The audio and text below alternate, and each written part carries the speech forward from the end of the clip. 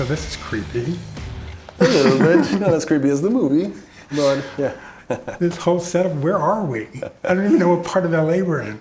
I know, it doesn't look like LA, does it? Well, when I looked it up on a map, or on Google, whatever, and I thought maybe you filmed here, because it looks like you could have. Well, I was walking here, I thought of I started fantasizing about remaking Chapter 2 in this little town. It would be like a, cheap television version of... A little streaming.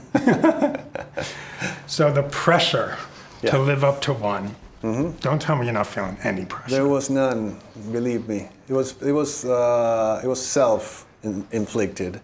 So why'd you do that? Why did you self-inflict yourself? Well, because you want to make a movie that stands up to your own expectations. I always, it's the only way to actually approach a movie, an adaptation, whatever the movie is, whether it's an adaptation or original.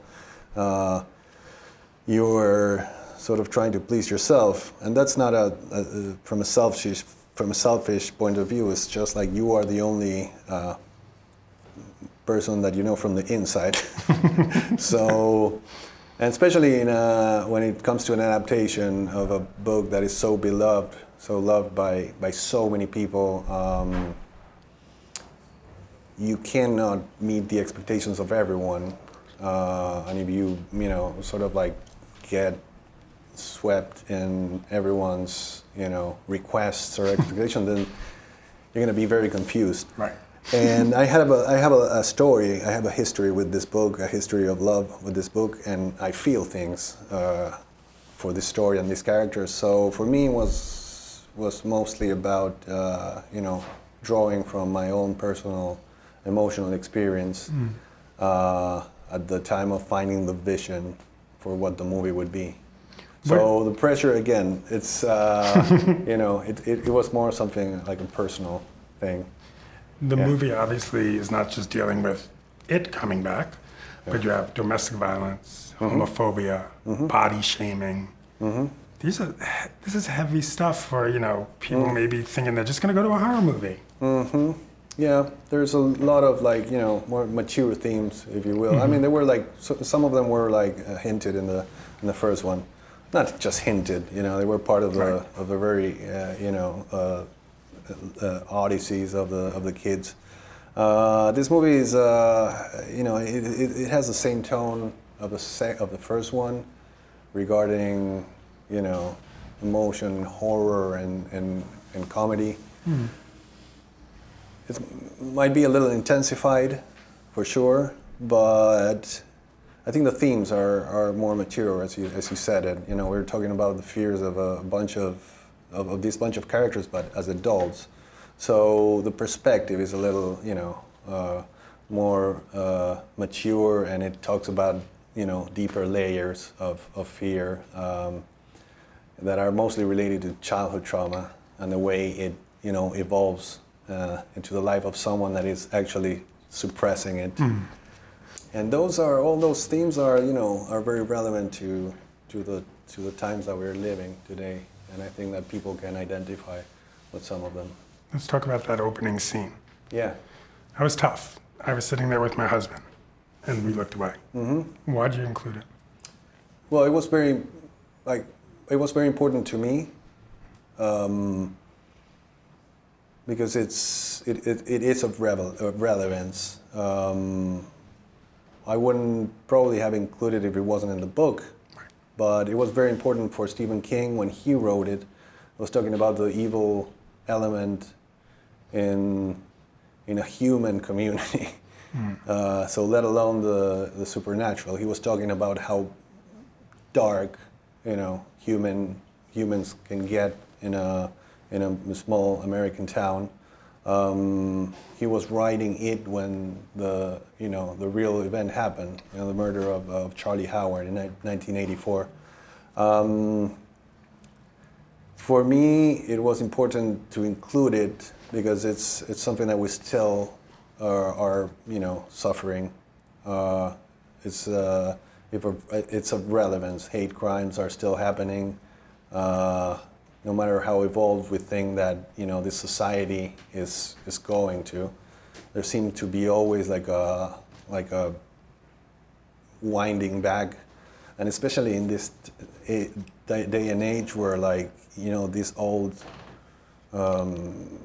value seems to be emerging from the darkness. You know, the rise of fascism again is probably one of my deepest fear as an adult, and it's worrying. It's worrying, and I think there's some assimilation of the monster in this movie to the monsters in power in this day and age.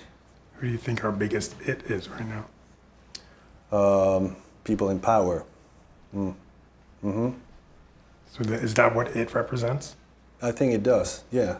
If you see it under the light of this time and age, I mean, if you think of the monster that basically is trying to divide and turn people into each other for personal profit, it's just like, you know, it's very easy to see, you know, how that relates to, you know, the situation that we're living now. Do you think yeah. Go ahead. Do you think, let's say someone else was elected the president of this country, do you think the movie would have more humor? No, because this happened already. So this probably this movie will live as probably as a cautionary tale. If history itself is not enough, because we tend to, you know, to repeat our errors. I don't want to be too like pretentious about this, but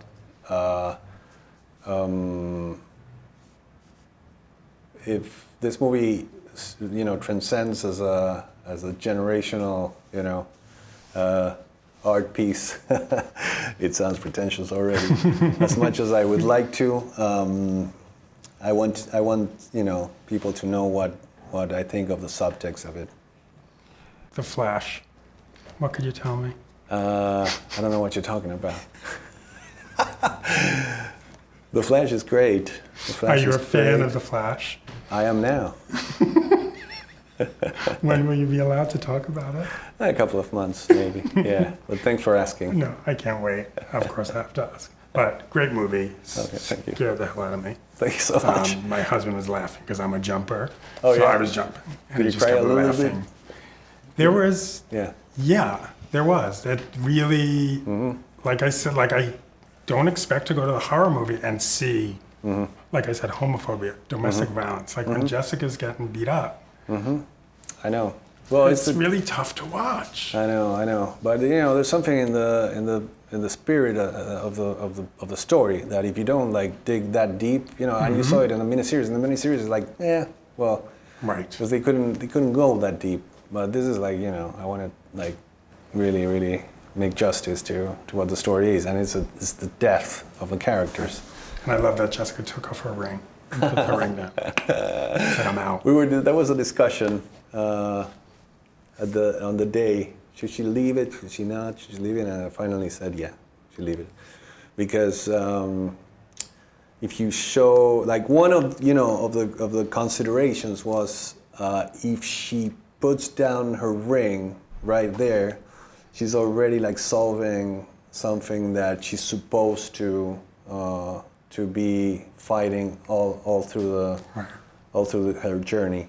But really her journey wasn't about that. It was more about like actually finding love in someone that did not abuse her, which was, you know, her recurring pattern, cycle. So it was okay for her to leave the ring there. And it's a great shot also. It's a great shot. It goes from a big wide shot into a... I'm telling you, we made a lot of takes.